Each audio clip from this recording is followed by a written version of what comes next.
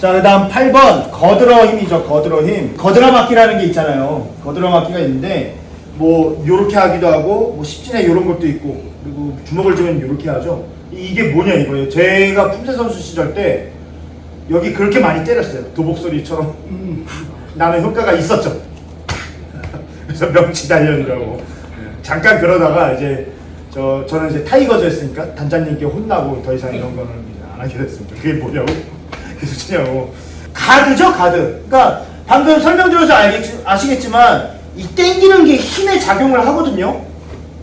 근데 이게 도대체 뭐냔 말이에요. 근데 뭔가 이렇게 할 때 뭐 막고 지르고 할 때 보통 뭐 막을 때 많이 거들어 막으니까 딱 이렇게 되면은 이걸로 뭐 바로 이렇게 빠르게 나올 수도 있고 이런 식으로 실제 품새풀이나 저도 뭐 다른 사모님들 찾아뵐 때 설명을 많이 해 주셨거든요.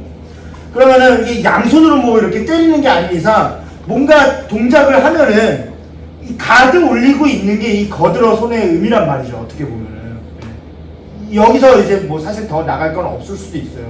근데 문제는 저희 품새가 요런 형태라는 거예요.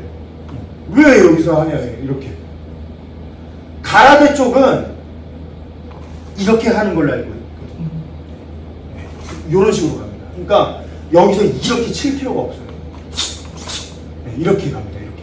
그러니까 막았다가 한 손은 막고 한 손은 이렇게 준비하고 이렇게 좀 많이 돼요. 그렇죠? 되셨죠? 이해가?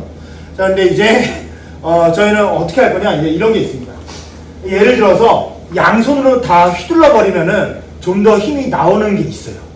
그러니까 우리가 펀칭머신 칠 때 한 손으로 치지 않고 보통 요렇게 치잖아요. 이게 지금 손목을 방어하려고 부상 방지하려고 하는 것도 있지만 구조를 보면 양손을 다 휘두르는 거거든요. 그러니까 이거랑 어떻게 보면 같은 방식이라고 보면 돼요. 양팔이 모두 허리 회전을 돕는 겁니다. 그래서 저기 십진에 이런 거 보면은 요 막잖아요. 이렇게 여기서 요걸로만 하는 것보다 같이 하면 훨씬 셀 거 아니에요. 그래서 거드는 것도 여기서 이렇게 했던 게 그런 의미가 있습니다.